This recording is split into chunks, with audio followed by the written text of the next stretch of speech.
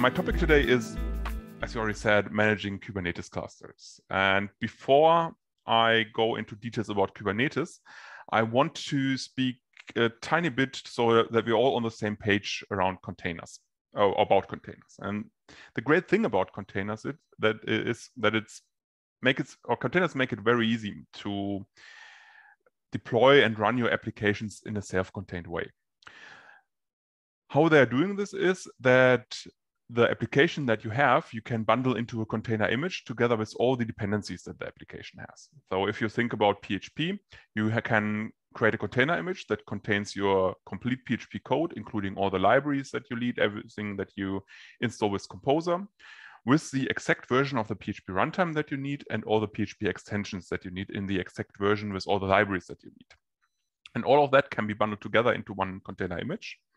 And you can build this image somewhere in your locally or in your CI/CD pipeline, and then you can take this image and run this on any kind of machine that has a container runtime, like Docker or Containerd or Cryo or Podman, without any other dependencies that you have to install. You can take the image, start it up in a container. The application, the PHP application inside only sees itself. It doesn't see anything else on the host. And when you stop the container, everything is deleted and we have a clean system again. And this also makes it very easy to do things like upgrade the PHP language runtime application by application. Think about you have like 5 different apps or 5 different microservices all running on PHP, but then you need to upgrade to a new PHP version. If you have to upgrade all of them at the same point in time, this can be a huge amount of work to update all the libraries. And with containers, you can do this application by application. And even doing rollbacks to a previous version is very easy with containers. And if you just have a couple of containers on 1, 2, 3 servers, that's also very easy to do manually. You can just automate this with a nice script and say, hey, on my 3 servers, I'm going to run a new Docker container. And when I want to do an update, I stop an old one, run a new one. With a new version. On the next machine, I stop one, run a new one, and you can have a nice automation on that.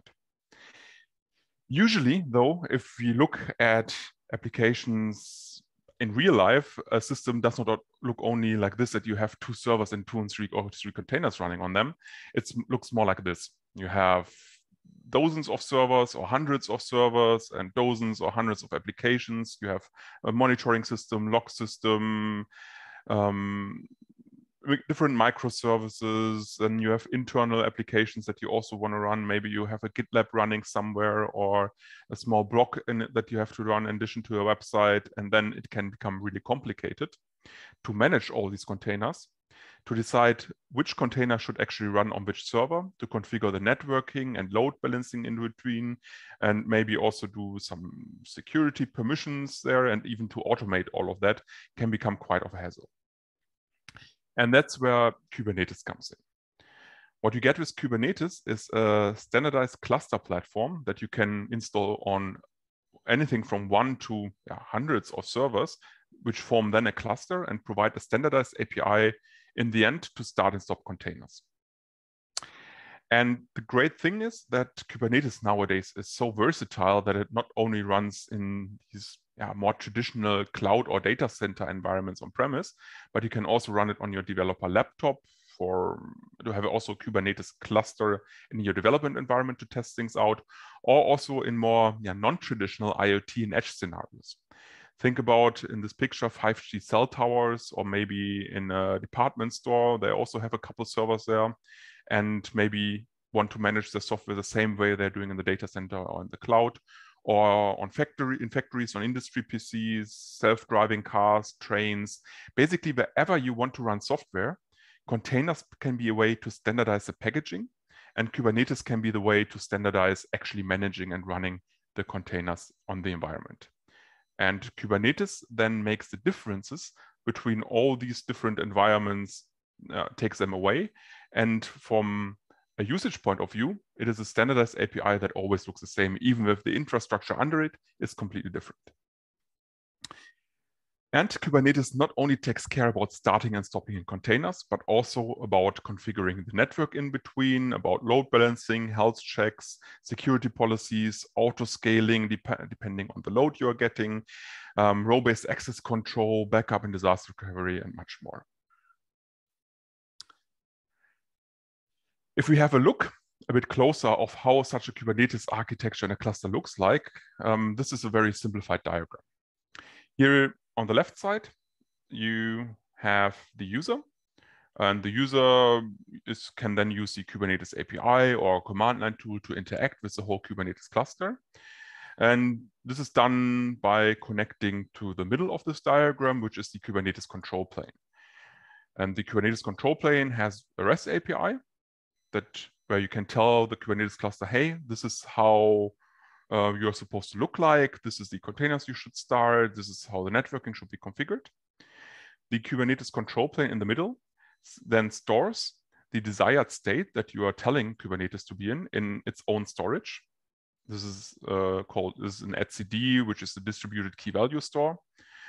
And then on the right side here, you have worker nodes. And these worker nodes also run, then these are just the virtual machines or servers, and they run a small Kubernetes component that also connect back to the Kubernetes control plane. And these worker nodes then ask, hey, Kubernetes control plane, which containers should I start? Which should I run? Which should I stop maybe? And how should I set up the networking in between? And then they also report back their status so that the Kubernetes control plane can then also take the current status of the nodes into account. For example, to do rescheduling and to ensure that your containers are distributed evenly in the cluster and you're using your resources as efficiently as possible. So you can imagine it can be quite challenging to ensure that all the different Kubernetes components itself are configured consistently, and that the communication between the component is then also secured. And even if you do an upgrade, that the whole Kubernetes cluster stays alive and it's not breaking down. And traditionally, this actually has been kind of hard and also gave Kubernetes a reputation of being a very complicated technology. This is a Git repository with a small tutorial written by Kelsey Hightower called Kubernetes the Hard Way, which goes step by step through all the different manual processes that you can do to set up a Kubernetes cluster. And you can already see it's quite a lot. You have to care about certificates and bootstrapping some encryption keys, set up routing, configuring DNS, a lot of different things. And doing that is quite interesting. You're going to learn a lot. And when I did this, I learned I never want to do this in production because it is going to be annoying to do this and probably is going to break at some point in time. And I also sometimes like to compare this to actually Linux, because Linux is kind of the same. You can start compiling a Linux from scratch and compile your own kernel, don't use package managers and do everything on your own. Or with PHP applications, you can start writing everything yourself. Don't use frameworks, don't use something like Laravel or Symfony or any libraries and write everything from scratch. But it's probably not what you're going to do because it just takes a lot of time. You rather use a distribution or a framework. And this is also the case nowadays with Kubernetes, that there are Kubernetes distributions that make the installation, the maintenance, and the upgrades of Kubernetes very easy. From SUSE, we offer actually two Kubernetes distributions. The first is RKE, the Rancher Kubernetes engine. What you get there is a completely open source, 100% upstream Kubernetes that is also certified by the Cloud Native Computing Foundation to be completely standard compliant. So it behaves like every other Kubernetes cluster, but it's very easy to install. We're going to see this in a demo in a couple moments. With just one command, I am getting a Kubernetes cluster on one node. And if I want to have it highly available on multiple nodes, it's just repeating this one command multiple times. It also allows upgrades of the Kubernetes cluster itself, of the Kubernetes control plane components, to be completely zero downtime, so that your Kubernetes cluster stays available even while you're upgrading it and tools can still interact with this. And most importantly, that also your applications itself are also then available still and you don't have any downtimes in your applications. It also cares about backup and disaster recovery. quite important. I think, what was it, last year we learned that in France a complete data center burned down. You want to be able to recover from that. And for more corporate use cases, it's also installable in a complete air-gapped environment where you don't even have any internet access and you can't just download stuff from the internet like container images. In addition to the Rancher Kubernetes engine, we also offer with K3s a more lightweight Kubernetes distribution that is especially optimized for IoT and edge scenarios where you don't have that much CPU and memory available. Think about a small industry PC or a Raspberry Pi, even where you only have like 2 gigs of RAM. Having like a very large Kubernetes control plane that takes 1 gig of RAM on its own probably is not going to fit on this very well. So this is it's still a Kubernetes. From the outside, it behaves the same, but there are certain things and certain things made in the certain decisions made in the packaging that make it a lot smaller in terms of CPU and memory footprint. And that's great. You can pick one of these Kubernetes distributions or any other Kubernetes distribution out there, and you can install very easily Kubernetes on a Kubernetes cluster on your servers. And if you have 1 or 2 Kubernetes cluster, managing these clusters is not a huge problem.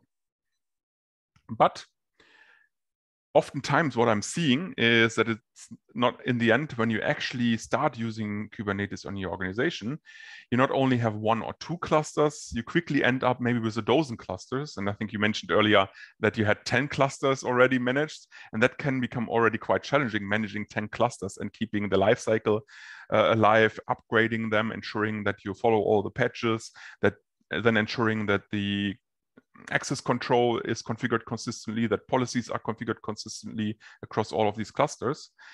But then if your organization grows larger and larger, you maybe have multiple data centers, you have multiple development teams, each wants their own cluster, so they're not influencing others. Maybe you have some workloads running in the cloud, some on-premise, and maybe you even have these IoT scenarios where on every 5G cell tower also out there, you have a small Kubernetes cluster. You end up not only with a couple dozen clusters, but quickly with tens of thousands or millions of clusters. And then it's really impossible to do all of that by hand and manage all these different Kubernetes clusters by hand if you don't want to spend like your whole day just doing that. In addition, you also not only have to manage the Kubernetes clusters itself, but also the workloads running inside of the clusters, right? The containers, your applications, the actual important stuff. The way to do this with Kubernetes is through a declarative configuration. So Kubernetes provides a REST API and everything in Kubernetes, a running container, a networking rule, a firewall rule, a persistent volume, a configuration, everything is REST resourced in the Kubernetes REST API. And you can interact then with Kubernetes by creating, retrieving, updating, or deleting the resources. This is one example here. So this is the YAML manifestation of a deployment resource, and a deployment manages a certain set of containers. So in this case, if I, as a user, create this file here, and I say I want to create a deployment with 3 replicas of the container specified in this template here. In this case, that would be 3 times an Nginx container. I can send this document to the Kubernetes API. Kubernetes will store it and then see, okay, the user wanted to have 3 times an Nginx running. The containers are not running yet inside of the cluster, and then it will start actually doing the things necessary inside of the cluster to actually start these 3 containers. And in the end, you have 3 containers running somewhere. And if at any point in time something breaks and maybe a VM dies where this container was running on, Kubernetes also will actively see that the desired state that you defined in this document does not match anymore the actual state, because here you said 3 replicas, you only have 2 running, and it will then do the necessary steps so that you have 3 replicas again, for example, starting the container on another node that is still alive. So this is like the basic way how you can interact with Kubernetes. You define your desired state in some YAML files, send this to the API, and then Kubernetes is going to do some magic and always ensure that the actual state matches the desired state if possible. On the other hand, that means that Kubernetes and the Kubernetes API has a learning curve. And you have to learn about all these YAML files, and that can be kind of tedious, especially when you're starting with Kubernetes. And also, if you have a larger organization, not every developer wants to learn about all these YAML files and wants to learn about all the details of a Kubernetes API. And both these problems, managing more than one cluster and actually making it easier to adopt Kubernetes, is where Kubernetes management platforms like Rancher come in. Rancher is also completely open source and is a centralized Kubernetes management platform that you can use to manage everything from one Kubernetes cluster to a million of Kubernetes clusters, regardless where they are and on which infrastructure they're running on. These can be Kubernetes clusters running on cloud providers, in your data center on-premise, and on IoT and edge devices. Also with different Kubernetes distributions. These can be the Rancher Kubernetes distributions, but also any other Kubernetes distribution can be managed the same way. And also regardless on which Linux and operating system these Kubernetes clusters run on. And what you get then with this central management platform, you first of all can import and provision new clusters from there, keep them all up to date, upgrade to new Kubernetes versions. And then you have a central place to take care about things like authentication and authorization, who is allowed to do what and have which permissions in which Kubernetes cluster, to configure things like monitoring, container security, log management, service meshes, storage, security policies, audit logging, and all the things you actually need to make a Kubernetes cluster production ready. And you also have a centralized UI to also manage in all these Kubernetes clusters under here, the applications that run on them. And I would say, before we have a look at much more slides, let's actually have a look how to set this up and how easy this can be. Or questions before. Okay, then let's get started with a bit of demo. So what I prepared here is 3 virtual machines. In this case, they are running on AWS, and they are, so here you can see these are the 3 IP addresses, and they are completely empty. So I just booted them. There's nothing installed on them yet. I also created a load balancer here. This load balancer is just load balancing incoming traffic to these 3 IP addresses, and I have a DNS entry that points to this load balancer. First, we want to probably have a Kubernetes cluster, and I promised you that this is going to be very easy to set one up. So let's try to do this. And all I need is one small command. What this is going to do is this installation script is being downloaded and then run and configured with parameter to initialize a new cluster and to set a token for authentication later on. The only thing this script is doing here is finding out what is the latest K3s Kubernetes distribution version, 123.6. Then it's downloading a K3s binary from GitHub, verifying that the download actually worked with a checksum, and then putting this under user local bin. It's also creating some symlinks for convenience, and it's creating a couple of scripts to completely stop and completely uninstall the Kubernetes cluster itself that is running now on the machine. And it's creating a systemd service to start this binary up. And it's actually starting then the systemd service. So what I have now is, with one command within 20 seconds, I have a cluster, and I even have a command line tool that I can use to interact with the cluster. So let's check. The cluster is up and running. I have one node ready, and I already have some pods inside of the cluster. Pods is like a construct for Kubernetes that is in the end a container or a set of one or more containers.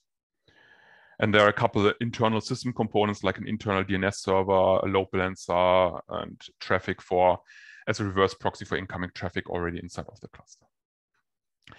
If I want to join more nodes to this cluster that I have here, this initial 1 node cluster, let's maybe do a watch on this get nodes to see the list of all nodes and update it all the time. I can run the same installation script on my 2 other nodes. Oops. Should actually copy this correctly. Yeah.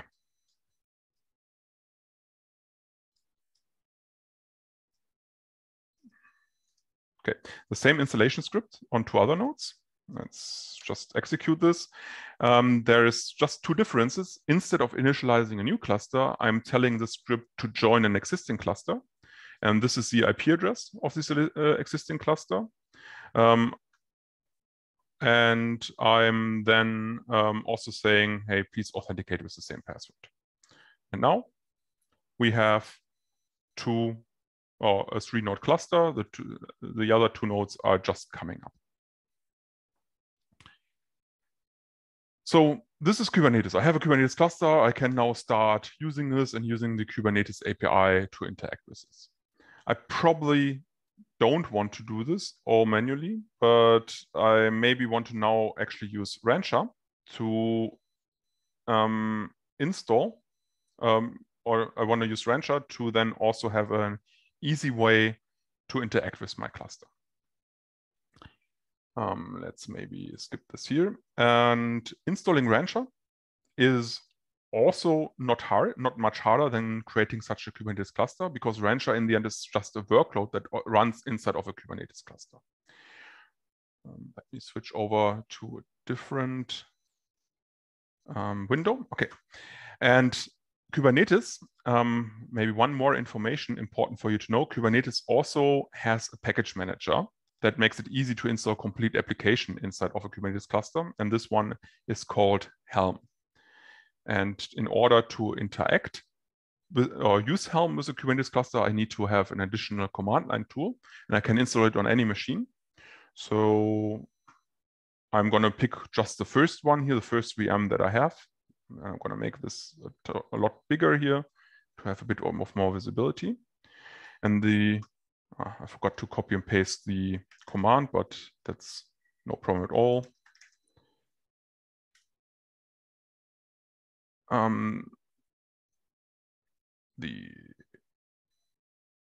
So here we have now the quick start guide.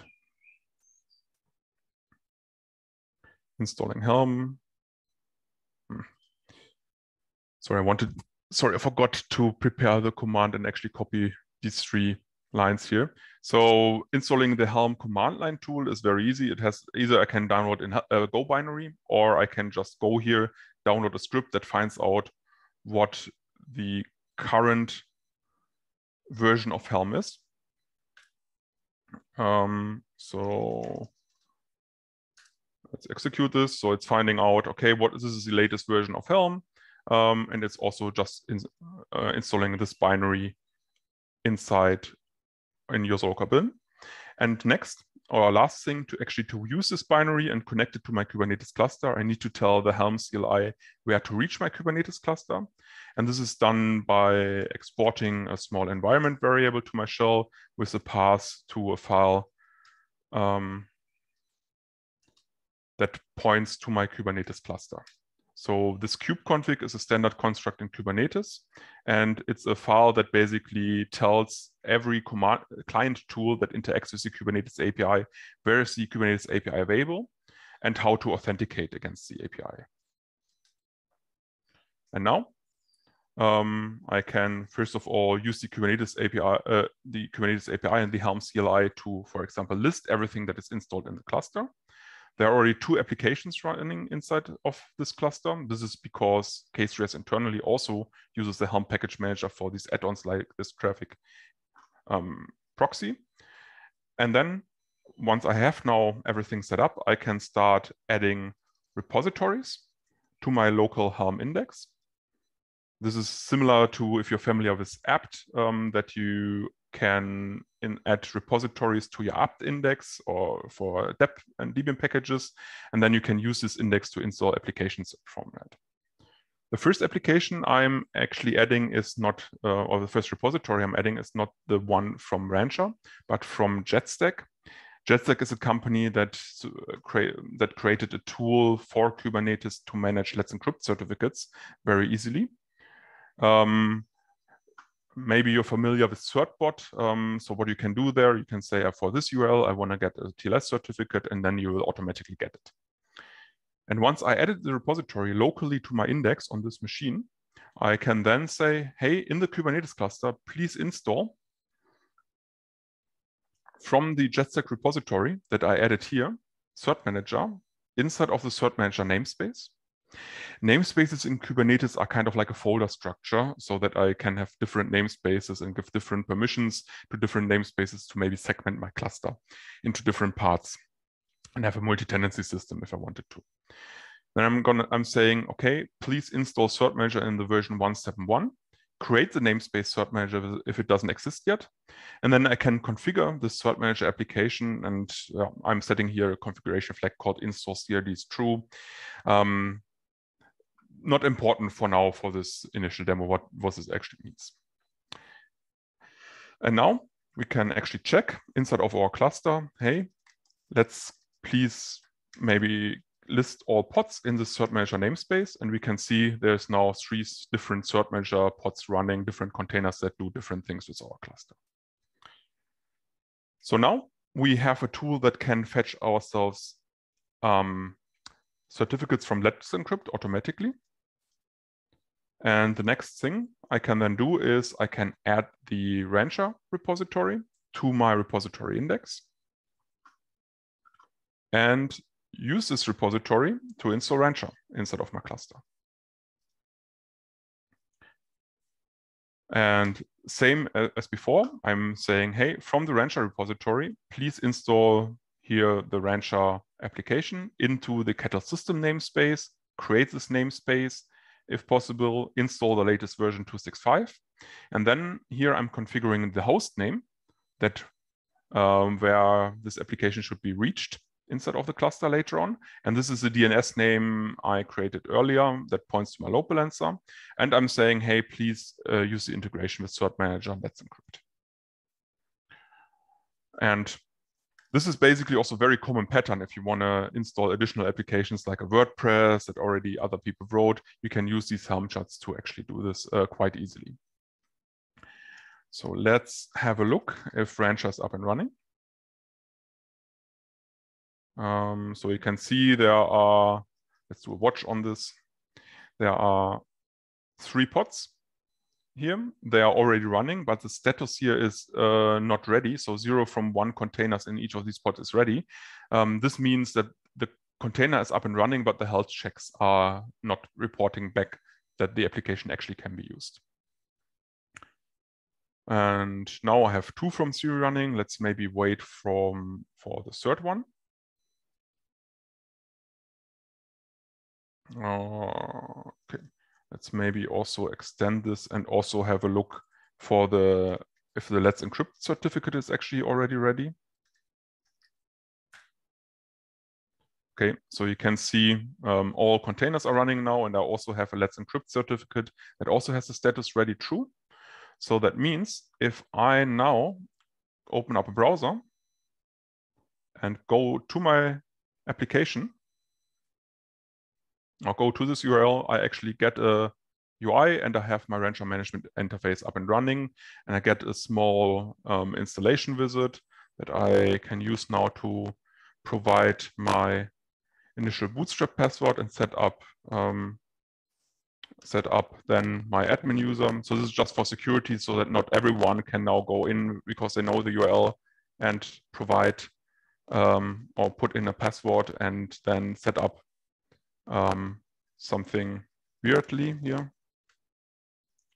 Let's do it like this. I have to agree to the terms and services, continue. And a couple of seconds later, I have here my Kubernetes management platform up and running. And there's already 1 cluster here registered, and this is the cluster where Rancher itself is running it.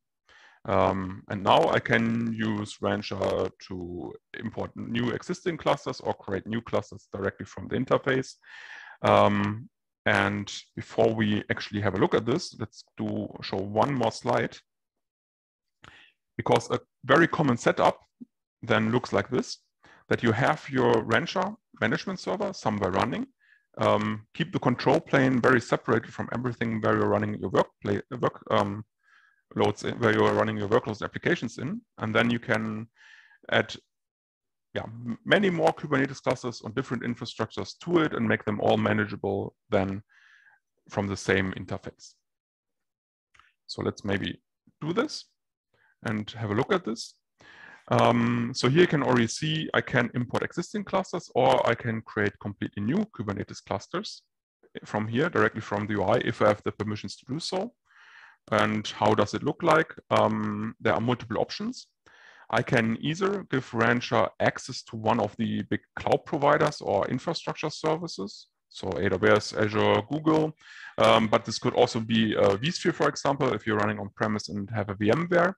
And then I can give Rancher like an API key for DigitalOcean, or a URL, username and password for VMware, and then can configure a completely new Kubernetes cluster, and also can configure how many virtual machines do I want to have in the cluster, how much CPU memory should they have, and how much disk space should they have, which operating system they should be running. And then I can just click create, and within one go, I will have a completely new Kubernetes cluster on new virtual machines that are being created on my infrastructure provider. If I don't have something that has an API, it's also, and I have something like a Raspberry Pi, bare metal servers, or my security department doesn't want to give Rancher access to an infrastructure provider, you also have the possibility to create a new Kubernetes cluster in here on existing nodes. The way it looks like, you also have the possibility to give the cluster a name, and then you can't configure the virtual machines, but you can configure the Kubernetes version. You can pick one of several here, and you can configure everything that you can configure in a Kubernetes cluster. The whole provisioning of new Kubernetes cluster, like you basically have a nice form. What we did earlier with a bit of command line, you can then also do from the UI. The whole provisioning will probably take, if you boot up completely new VMs, something like 3-4 minutes, because the VMs need to start, they need to boot up, and depending on if it's AWS or someone else, it takes a bit longer time. So to shorten this up, I actually prepared here another Rancher instance that already has a couple clusters included. And what you can do then, if you have the Kubernetes cluster up and running, you can always go in here into the global menu and set up authentication and authorization. You can also go into the cluster management again and then edit these clusters.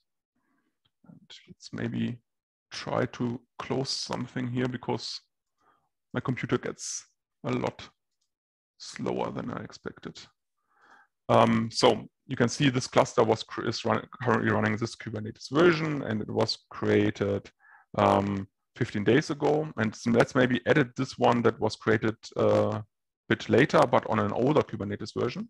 So if I go in here and I edit my Kubernetes cluster configuration, I can then start changing things like, for example, upgrading the Kubernetes version.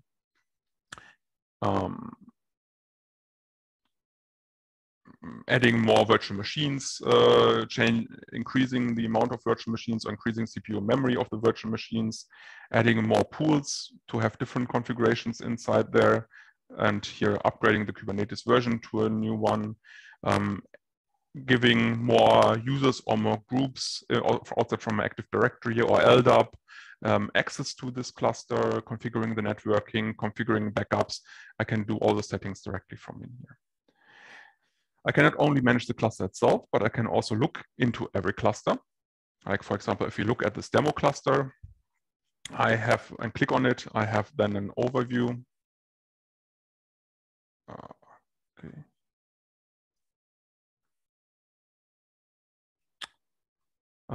I have then an overview of the cluster itself. It seems my computer is getting really slow, unfortunately. Sorry about that. And here you have a dashboard that gives you a lot of details, like how many nodes you have in the cluster, how many containers have you running, how many resources are you using already.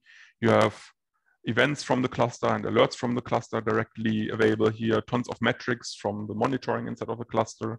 And then you have also all the workloads and everything running inside of the cluster directly in an interactive UI at your fingertips. So for example, earlier in the slides, we saw that you can create a new deployment with lots of YAML files. Instead, if I don't want to do this, I can also create a new deployment directly from the UI. So I can say, hey, I want to maybe create a new Nginx. And I can give my deployment a name. I can choose which container image I want to start up in which version. I can maybe open up directly a port with a small internal load balancer. I can override things like commands, environment variables. I can set up health checks.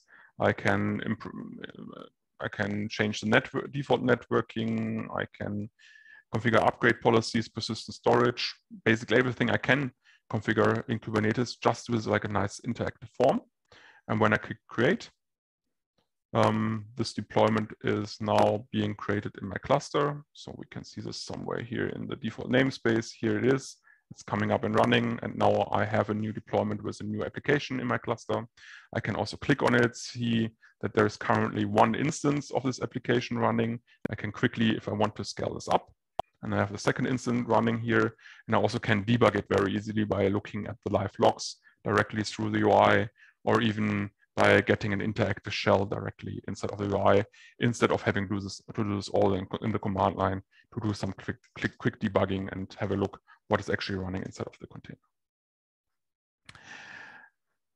Okay, so this is already great. And the management of such a management tool that you have all your clusters centrally makes it a lot easier to provision all these clusters and to keep them all up to date. There are also then templating mechanisms so that I can show Kubernetes clusters are created from the same template all the time, so that I don't have to click for every cluster my configuration together independently. The last thing I want to show is that it's, of course, not only about keeping all the clusters consistent, but maybe if I have lots of clusters, I also want to deploy the same monitoring daemon, the same applications into all of my clusters. And to help with that, Rancher also includes a continuous delivery tool. So let's pull up one slide again.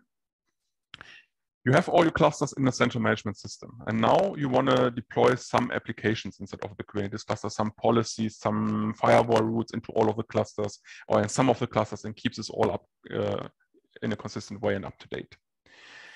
What you can do in Rancher is you have all your clusters already in the central Rancher management tool in the middle. And then you can group these clusters together if you want to, just to have all your dev clusters in one group, all your production clusters in one group, all maybe clusters that are managed by one team in one group, or all clusters that have a certain CPU architecture, like have an ARM CPU, for example, also within one group. And then also centrally, you can register Git repositories that have all the Kubernetes resources that you want to deploy to a certain cluster or cluster group inside. And every time something changes inside of this Git repository here, it will be rolled out to all attached clusters. Let's have a look how this works as a last demo. So if we go back here, and in the global menu, we have our continuous delivery section. In the continuous delivery section, we have, again, all our clusters available. And we can create cluster groups. So let's, for example, create a group demo that matches all of our clusters, or I could have rules to only match some of our clusters. And now we can start registering Git repositories in here. And let's maybe open up this because I want to use this, but I'm going to clean this up because I forgot to delete this from my last demo. Sorry. Here, this is a Git repository that I already prepared, and there is, let's make this a bit bigger.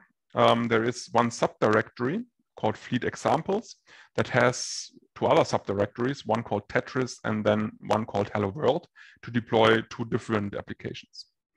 We're going to have a look at these two applications and how they are defined in a tiny bit. But first, let's maybe register this Git repository centrally here in my management interface. So I'm going to give this a name. I can put in the repository URL. I can configure which branch should be watched. I can, of course, also set up authentication for private repositories, or if it's a self-hosted Git repository, I can also change the TLS verification settings. And then I can decide, should I watch one directory or all directories inside of this Git repository, and I only want to have a look at the fleet example subdirectory because this repository has tons of demos and stuff inside. And last, I can deploy, or I can decide to which clusters or cluster groups the content of the repository should be deployed to cluster group, one cluster, or all clusters. And yeah, let's maybe take one cluster group that we just created. And if I say create here, Rancher will now pull on this repository and deploy the content of this repository to all attached clusters.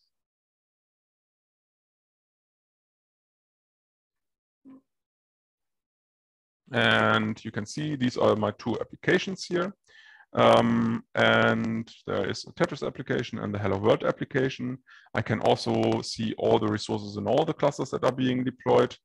And we, for example, can see, maybe we are going to have a look at, let's actually have a look at the Tetris application. So I can here in the demo cluster and then in the beer cluster, in both is now our Tetris application. So I actually can click on here and I directly can dive into the demo cluster.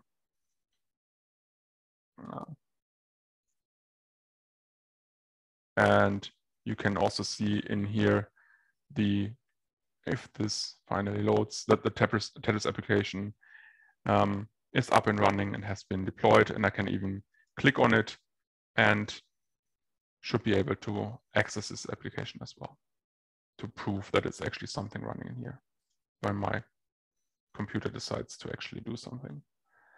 While this is loading, maybe one additional thing, what is actually inside here, and these are just standard Kubernetes manifests, like for example a deployment like you saw before, that are specified here, for example here for the Hello World application, which starts this container, opens up this port, sets some environment variables, and everything that Kubernetes understands I can put into this Git repositories. Kubernetes manifests, we can use the Helm charts for package management as we saw earlier, and a couple other management tools as well. And this makes it a lot, allows us to not only manage applications inside one cluster, but also have a central way, a GitOps way to manage applications, security policies, access control, firewall rules, monitoring rules, everything that Kubernetes understands from a central way, not only in one cluster, but also in thousands or millions of clusters if I have the need to do so.